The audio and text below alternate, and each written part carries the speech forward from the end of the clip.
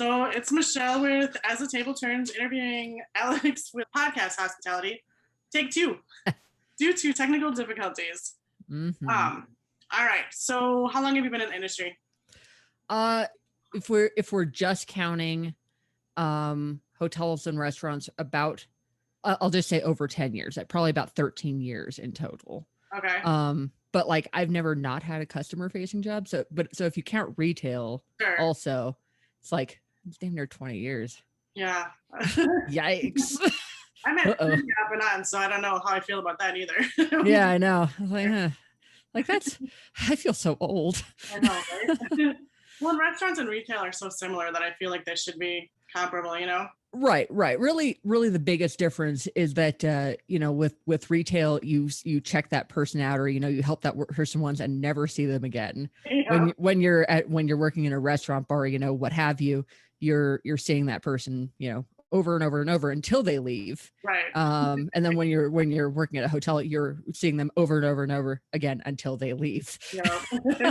So it's like, Sure. but people are pretty much the same everywhere. Unfortunately. Yeah. So what has changed the most in that time frame from like day one until now? I mean, even if you take out COVID. Right. Yeah. So, I was thinking about this, and like, I don't know. I also don't know if it's like a change of location and whatnot, because I started out like in Southern Arizona, and then I moved up to Northern Arizona, and now here I am in Denver.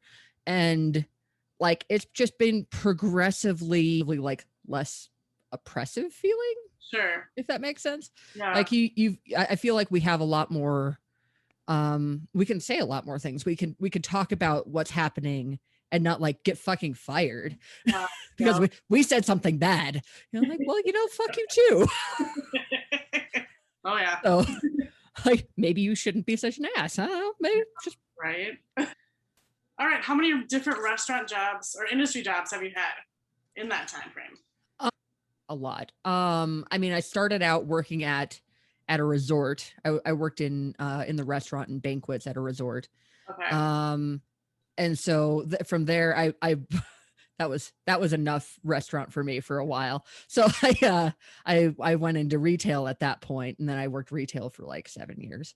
And then I started getting into hotels, and I've worked front desk at everything from like real cheap places. Yeah. To like where I'm at now is like this like trendy boutique, place, and it's pretty great. So yeah, I've done like, where I am now, I'm working the bar and the front desk. Okay. And a little bit of everything else. So like, it's a pretty well-rounded position, that's for sure. So what's the biggest similarity, I guess, between like the hotel situation and restaurants? And this is what I would say is the most similar that sets it apart from retail.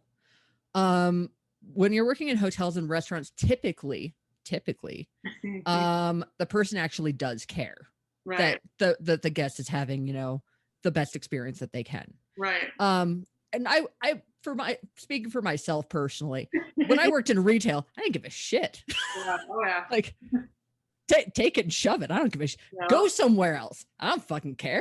No. Please never see me again. Return to I don't give a fuck. Yeah, exactly.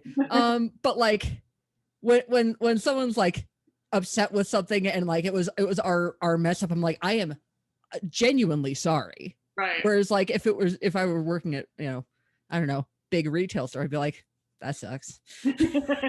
Yeah. Sucks to suck. Right. So what are the biggest differences? I feel like you kind of talked about that a little bit, Yeah, I between restaurants and hotels, I would say pretty much everything else is different. Yeah. I've never had to really run working in hotels. Sure. Where I have had to run working in restaurants and bars. Yeah. Like, so it's like, it's a completely different thing. Yeah. With working in hotels. Like if you're standing at the front desk, you're just like, you're dealing with whatever traffic as it comes to you, and you're like not really moving.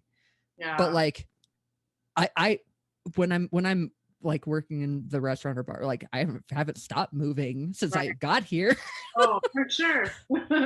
I have not been in the same room for more than 30 seconds at a time. I guarantee, you know. What has been your biggest challenge in the past year? So in this past year has been just the fucking worst for probably everyone, just about. Oh yeah. Like even privileged people, the privileged people that I know, which are not the most privileged people, but like if you're making six figures, you're fine. Yeah, for sure. Yeah. But like this last year, I would say the hardest thing was so working in a hotel that's at the bar. So obviously we closed the bar, but they decided to kind of keep the hotel go. They were at first going to just shut down the hotel, so they laid everyone off. Sure. And then more hotels in the area shut down than they expected, so they're like, well, maybe we'll just keep it open. Oh. So they called me back. A one-person show. Yes, yeah. So it's I was literally the only hourly person there for like months, and it was like just the fucking worst as far as like I went from like what was a very busy bar. We'd like on Friday and Saturday we'd be regularly 4 deep with 4 bartenders going. Like we were fucking busy. Yeah, you know. That's crazy. To like literally no one being here. My best friends are gone. Like and so I just get to sit here by myself, but with alcohol. Yeah, but it was a rough time. It's funny you say that because my son actually moved out to Colorado. He's in Beaver Creek, or he was. And he's like, I've had the time of my life. He's going hiking and he worked at a golf course and a ski resort and stuff. So he's like, I don't know what everyone's complaining about. I'm like, well, yeah, because you're in a beautiful place. You're hiking all the time. It's like you're doing just about the same thing that you would have been doing anyway. No. Must be nice. Not working. I don't know how you could go wrong with that situation. Right. But yeah, I am a little envious of everybody that got like a 3-month vacation. Yeah. Oh, like, for sure. Hopefully you'll get to take one. Oh man, when you know, because this entire last year has been so unpredictable. It's like, are they going to lay more people off? Are we going to do another shutdown? I was like, do it, fucking do it. Please let me go first. I volunteer. Like, send me out. I'll be back, but I need a vacation. Yeah, it's my turn this time. Remember when I worked the whole way through? Yeah. Oh, gosh. I have friends in Canada that have been shut down again. They can't get the vaccine and whatever. And they were just saying the other day that they might do another 14 days. I'm like, that's so crazy. Like, we just lifted our restrictions and everything. So just nuts to see. Right. The different places, what's happening. Yeah. Right. It's right there. Yeah. It makes me nervous. Like I've been like pretty cautious about a lot of things throughout this pandemic. I mean, as cautious as I can be for someone who just worked through the entire thing, you know. Right. I talked to people pretty much the entire way through. Right. With the exception of like during the lockdown when we were at like 2% occupancy and I might not see someone the entire night. That was fucking hard. It was the worst. But like I've just been like, because I have like a pre-existing condition that's like not great with it. So it's like, I just hope I live through this. Right. That's the goal. So oh, for sure. Got my vaccine and like now I'm just like, this fucking better work. Please save me. Yes. Oh. It's so crazy. What is the craziest customer request you've ever gotten? That's a good one. Cause I get all kinds of weird shit where I work. Especially because it's such a unique place. People feel like they can ask us for some things that I've never been asked for at a hotel. Like at these budget places, nobody's ever asked me for condoms. They have where I work regularly. Go get them yourself. It was so much to a point to where I suggested to my upper management, like, hey, can we like buy branded condoms? Like put them in the room so I don't have to. Right. Oh yeah, exactly. Like leave a couple there. Yeah, I'm the nice. Why not? Like, instead of mint, how about we do that? Right. Exactly. Or you know, we have all kinds of toiletries that we give out. I'll just give them out. I don't care. I'm not. Whatever. You know. You do you.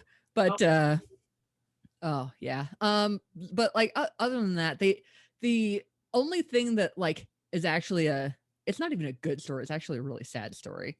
So I had someone call me, this was like a couple months ago, like 3-4 months ago. So I had someone call me at like 2 a.m. and she's like, hey, do you have like a shaving kit down there?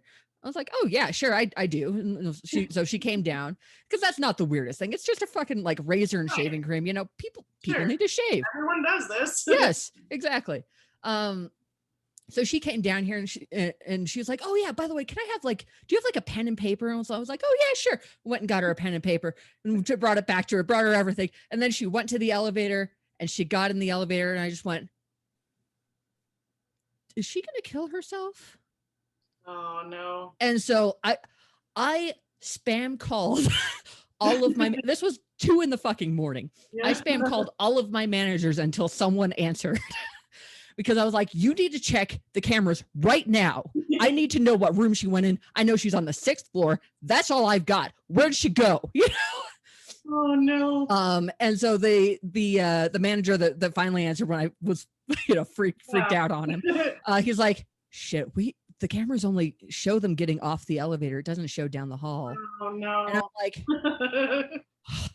It was 6-1 something when she called me. I don't remember what room because she was coming down. I didn't have to, you know. So I was like, oh my God. So I'm like looking at all the names. I'm like, maybe this is a person, maybe it's not. And so I was like, I can't go knocking on doors. It's 2 a.m. Right. You know? So I was like, well, I guess we've just gotta just really hope. Hope for the best. Oh, no. So like I have a log that I send out to my management team every day with like, you know, anything that someone might need to know. This is someone might need to know this. Like, hey, maybe not send the housekeeper to go check the rooms. Yeah. Or maybe right away. Right. Yeah. Oh my God. But yeah, so the good news is they tracked her down. She was planning on committing suicide. Oh. She had written a note and everything. Oh wow. And she was she was going to she had problems with I don't know whether it was alcohol or drug addiction or, you know, whatever, but she had fallen off of her sobriety, and she felt so bad about all of that. Oh, wow. That was just the end. And so thankfully my GM, like when they found the room, they found the note, no one was dead in the room, you know, thankfully. Yeah, right. But she had like stepped out of the room to like go get a breakfast sandwich. This was going to be her last meal. Wow. A breakfast sandwich from my hotel. And so like, but the GM found her and he was like, you want to talk? Yeah. So like he like, you know, was able to kind of be there for her. So, and she, at first she was like, oh yeah, no, everything's fine. I'm having a great time. And he's like, I found the note. Yeah. Like, can we talk? You know? So, you know, it was, I was so, they actually called me in the middle of the day to be like, hey, just so you know, she's fine. Like, oh, thank God. Cause that would have been the fucking worst. So that would have been so awful. Yeah. On Sunday, I think it was either Sunday or Monday this last weekend. I was coming back from the park playing with my dog, and we're driving across this bridge, and like there was a couple cars ahead of me that was, you know, police with the lights on, whatever, no big deal. And then there's a bunch of emergency vehicles, and I'm like, what's going on? There was a woman hanging off the opposite side of the bridge. And they redid this bridge recently because there was a high suicide. So they put like the fencing higher, but there was a woman that they saved from jumping. And like, there was a guy, when I drove past, there was a guy kind of holding her up, and I was like, I don't know if she was messed up or if she was crying or both, who knows, you know? But I was like, this is just, I mean, it was such a sad thing to see. Yeah. Yeah. It was intense. And yeah, there was like 3 squads, 2 fire trucks, ambulance. I was just like, wow, I did not expect to see this on my yeah. You know? It's very sobering. It was, yeah, for sure. Yeah. I was like, I don't want to think about this for the rest of the day, but I did, you know. Oh yeah. How do you not? How do you not? Yeah, so I can't. Yeah. I mean, I probably wouldn't have even had the awareness that you did, like, oh shit, you know. Yeah, it was like and it probably wouldn't have crossed my mind, except for like, I'm pretty, you know, well versed in mental health things. My partner's a therapist, and like, you know, I've done therapy for years. It's a great thing. I think everybody should really. But so like, had I not like actually stopped to think about it, like she was just so happy coming down, and like, you know, when she asked for the pen and paper, and that's what I was like, oh yeah, let me go get that for you. And I was like, hold on. She was like too calm and happy. Yeah. But at the, you know, but like, no, I wouldn't even say happy. She was too calm and nice. Yeah. Right? Yeah. Crazy. But yeah, so gosh, that's I don't know what I would have done if she had like actually completed suicide. That would have been awful. And all like no, when I say like I when I was looking for her in the middle of the night, I wasn't gonna like burst in the room and be like, no, you know, be like I probably would have called the room and be like, you want to come down for coffee? Let's chat. You know, no, sure. I'll treat you to something, you know. Oh yeah, for sure. Just want to talk. And it's like, as far as I'm concerned, and I would hope a lot of people would feel the same way. It's like, if someone were in that position and I'm not busy, please talk to me. Oh, for sure. I'll take 5 minutes. I'll take 20 minutes. Right. Whatever. You know, if that's what you need to feel a little bit better. For sure. Better enough, you know. Yeah, to talk you off the ledge, so to say. Yeah, exactly. Exactly. Yeah, that's crazy. Wow. That's a wild. Yeah. And I do agree, like everyone should see a therapist. And I feel like it's still, we've come a long ways, but there's still so much taboo and so much shame with it. And it shouldn't be that way. It's really too bad. It's really too, that is probably the most helpful thing I've ever found in this world, if we're being honest. Like just having someone to talk to about, you know, whatever life throws at you. Oh my gosh. And like, especially, it's nice to have like a bipartial or whatever. I don't know if that's the right word, but like someone that's not, or impartial. Like it's not your best friend. It's not your boyfriend, a family member. It's someone that's not connected to. Right. You know what I mean? And like a lot of times they're not even there to like steer you in a direction. They're just kind of there to help you like understand what you're feeling. Right. And that will give you a lot of clarity to make the decision that's right for you. Sure. You know, of whatever the problem is. Right. You know. Kind of let you sort it through yourself, but like a sounding board, I guess, you know? Exactly. Yeah. Yeah. So you don't have to talk to a wall. The wall can, you know, like, well, you know, maybe this could be, you know, a thing, or, you know, whatever. Oh, for sure. It's hard to find a good therapist too, though, is the bummer, you know? I feel like it's about it when we did the multi thing, and it's hard. Yeah. Yeah, definitely. Now you and like finding the right therapist is key. Like you just got to keep going through them until you can find them. Yeah, you can't just be like, okay, you're the one. You're the first person I called. Let's do it. Right. Yeah. I mean, you got to start somewhere. Right. So start with that first person you called. Right. Go see them. See if they're a good fit, and if they're not, call the second person. Right. And the third, or fourth. You know, keep going. If it is a good fit, but yeah, it might not be, and don't give up. You know. Yeah. Yeah. And like, if you can get it, like. I'm sorry, this is a way off subject. But, sure. But like if you can find like a therapist that's like part of an office, where there's like a bunch of therapists, and like you can see that therapist, and like you can talk to your therapist. If they're not a good fit, they also want to know that they're not a good fit, and they will probably find there's probably someone else in their office, like after they've met with you a few times, kind of know who you are, and be like, no, you would really work well with this person. Right. And so it's like, transfer you over to that person. It's a lot easier. So it's like, it's a process.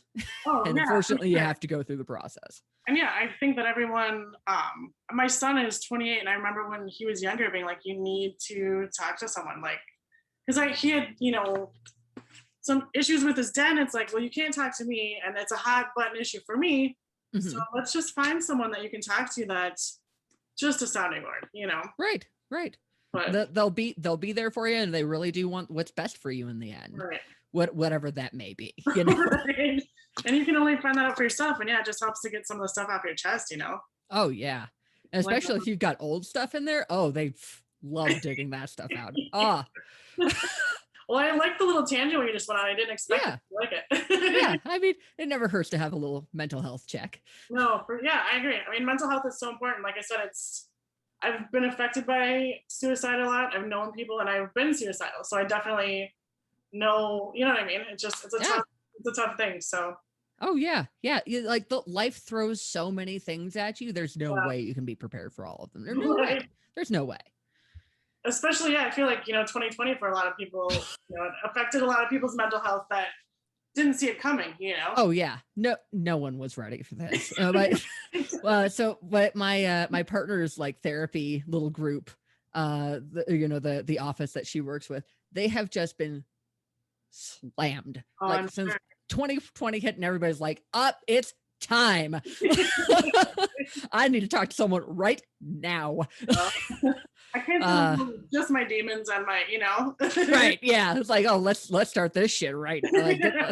Like, I got a whole lot of feelings. Where do we start? Right. Can I see you every day or weekly? What are we doing? Exactly.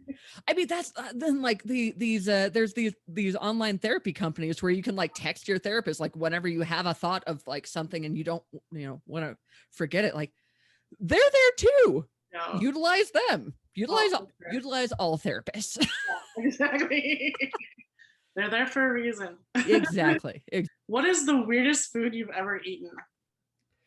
I would say, it depends on how you would say weird. I would say probably the weirdest, non-common food that I've eaten would be like sea urchin that they like broke open in a boat and like, here, eat this. That was pretty weird. But like the weirdest, like there's only one thing that, believe it or not, that like I ate it and I still to this day and like I don't know what to think about. It wasn't bad. It was good, but like the textures and the everything that went into it, and like it was very weird. It was I was in the Netherlands and they have pancakes that are similar to ours but not quite. They're like kind of in between like pancakes and crepes. Like they're thicker than a crepe but thinner than a pancake. Sure. And I ordered one with like bacon and apple because they have like all kinds of different things. And I was like, let's try that. And thinking like it'd be like, pieces of bacon and apple like in the pancake. Sure. No, it was like thin slices of apple on and strips of bacon on top of the pancake. I'm like, all right. Like just with like the texture and thickness of the apple, it was very strange. It was that's funny. It was a weird combination. I have texture things though. So yeah, I do about some things for sure. So let's talk about your podcast. Where did you get your ideas for the podcast, or where did you come up with the idea to start the podcast? I guess. So the bar that I work in now, being a hotel bar. And I guess I shouldn't even say that because not most hotel bars are open that late. This hotel bar is open late and it is one of the last bars open in the neighborhood that we're in. So all of the industry people come to my bar at the end of the night. And so we would just sit there and just all the craziest, you can't make up these things that happen. Yeah. Like the things that happen, no one's ever thought of before except for the person that did it, and we just get to tell the stories. So like all of these people are just terrible, like, and they deserve to be publicly shamed, honestly. So here we are. Yes. And so we gather like industry people. We have myself and my co-host. I have like a long history of hotels. My co-host has a long history of restaurants. Nice. And so we bring in 2 guests every week and we have like a set topic. Nice. We have a cocktail that we make every topic. So there's a cocktail of the week. We talk about the topic.